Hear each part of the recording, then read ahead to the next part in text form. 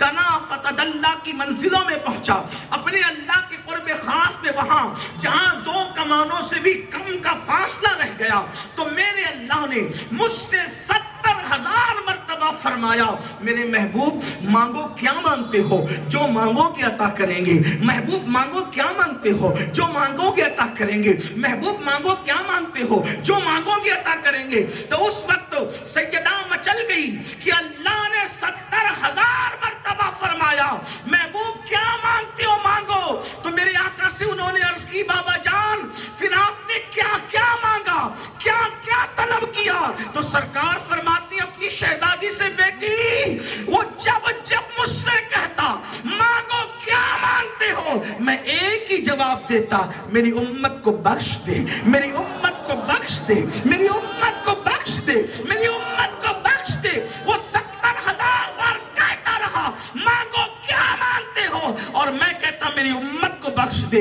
آپ سے پوچھنا چاہتا ہوں کوئی ماں کعبۃ اللہ دیکھ کر اپنی اولاد بھول جاتی ہے، کوئی باپ گنبد خضرا دیکھ کر اپنا وطن بھول جاتا ہے، لیکن یہ امت کی محبت کا عالم تو دیکھو، خدا کو دیکھ کر بھی حضور اپنی امت کو نہیں بھول رہے ہیں۔ ہم مجرموں کو فراموش نہیں کر رہے ہیں، لیکن اللہ کرے جو لوگ شراب اور جوے کی لعنت میں مبتلا ہیں ان تک ان کے دل اور کانوں تک یہ آواز پہنچ جائے، وہ رسول جو رحمت للعالمین ہے، وہ رسول جو طٰہٰ و یاسین ہے، وہ رسول جس نے کبھی اپنے پتھر مارنے والوں پہ لعنت نہیں فرمائی، وہ رسول جس نے اللہ اکبر اپنے جان کے دشمنوں جو کافر تھے ابو جہل جیسے کافر، ان کے بیمار پڑنے پر بھی حضور ان کی عیادت کے لیے گئے۔ اب نشہ کرنے والوں کو سن لینا چاہیے، وہ رسول جو امت سے ماں باپ سے زیادہ پیار کرتے ہیں، یعنی ماں باپ اولاد سے جو پیار نہ کر سکیں اس سے زیادہ میرے آقا امت سے پیار کرتے ہیں۔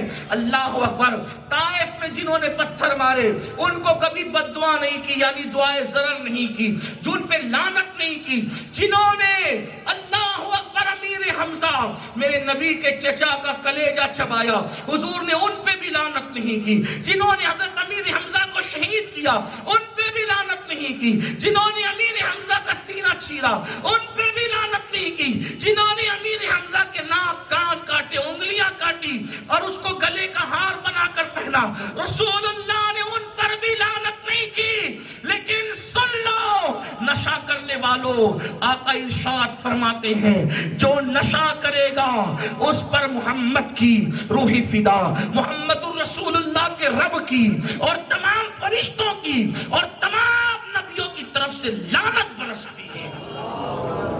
اور اللہ کے رسول علیہ السلام فرماتے ہیں نشہ کرنے والا بیمار پڑے، دیکھو ابو جہل جیسے کافر کی بیماری میں عیادت کے لیے جانے والے رسول نشہ کرنے والوں کے متعلق فرما رہے ہیں اور ہمیں عبرت کی دعوت دے رہے ہیں کہ نشہ کرنے والوں سے اسلام کیسا سلوک سکھاتا ہے۔ اللہ کے رسول نے فرمایا جو نشہ کرے اگر وہ بیمار پڑ جائے اس کی عیادت کرنے مت جاؤ، وہ راستے میں ملے اس کو سلام مت کرو، ان کے ساتھ اپنی بیٹیوں کے رشتے مت کرو۔ یہاں تک فرمایا میرے آقا نے، ام المومنین سیدہ عائشہ صدیقہ کہتی ہے عبرت کے لیے کہ جب نشہ کرنے والا مر جائے تو اس کی نماز جنازہ میں مت جاؤ۔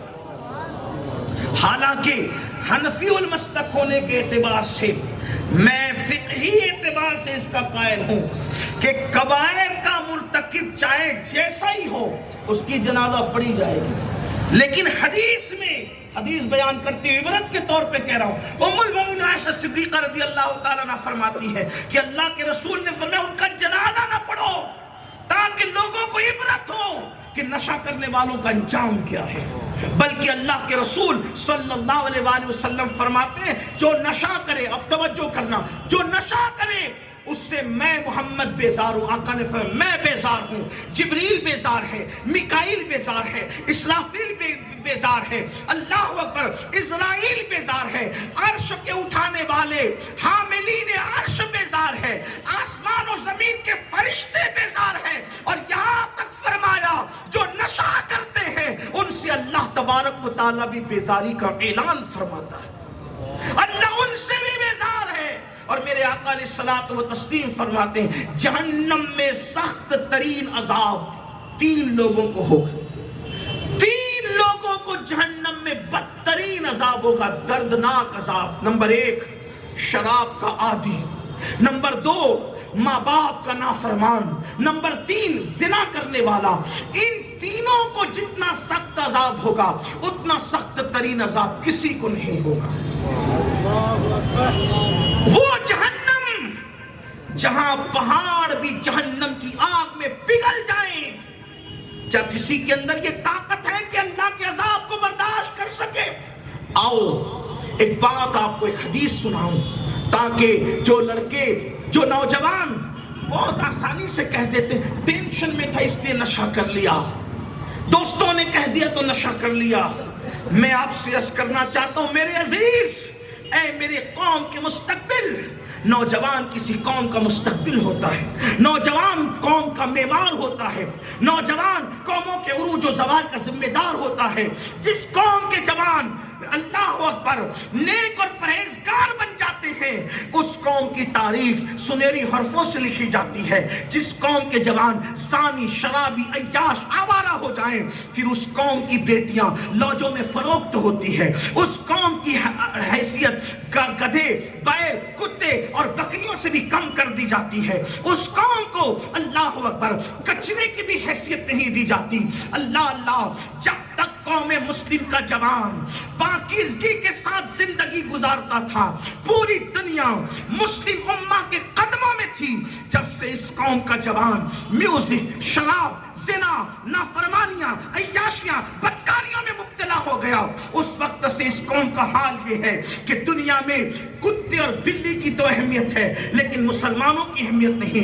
ये जुमले औरंगाबाद वालों मैं गुस्से में बतौर बद्दुआ या कोसने की नियत से नहीं कह रहा हूं। हाँ, कुत्ते और बिल्लियों की अहमियत है, अपनी अहमियत नहीं। आप कहेंगे वो कैसे?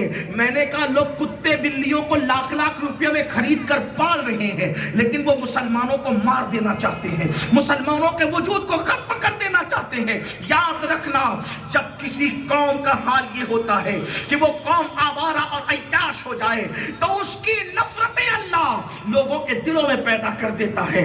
उम्मुल मोमिनीन सैयदा आयशा सिद्दीका रज़ी अल्लाह तआला अन्हा ने हजरत सैयदना अमीर मुआविया रज़ी अल्लाह तआला अन्हु को एक खत लिखते हुए फरमाया था कि जब इंसान को डरना चाहिए कि लोग उनसे नफरत करने लगे, इंसानों से नफरत उसी वक्त की जाती है जब वो तन्हाइयों के अंदर गुनाह करता है, जब वो अकेले में गुनाह करता है।